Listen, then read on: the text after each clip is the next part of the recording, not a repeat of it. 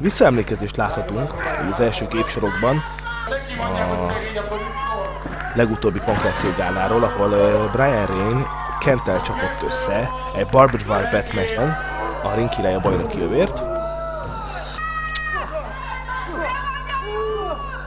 Hatalmas küzdelem volt. Ugye ez most csak azért van, hogy akik esetlegesen nem látták volna, vagy nem tudtak volna eljönni valamilyen oknál fogva, azok láthassák, hogy nagyjából hogy is nézett ki ez a mérkőzés, milyen brutalitás volt, mint például ez itt.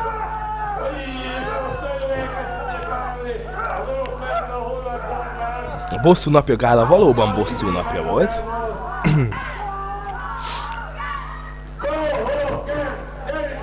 Kent gyepálja a horvát barbárt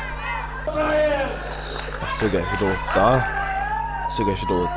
dróttal összetekert baseball ütővel, és látszólag már nagyon sokat hozott ki, nagyon sokat kihozott ez a mérkőzés a barbárból, de mint tudhatjuk, Brian Rain megnyerte ezt a mérkőzést.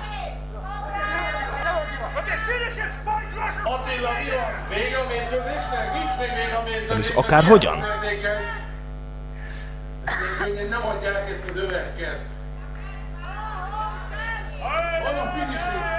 Van a finishing.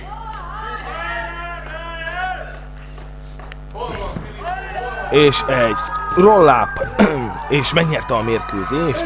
Ugye nem ennyiből állt a mérkőzés, ezek csak úgy idézőjelben a legjobb pillanatok voltak, amik említésre méltóak.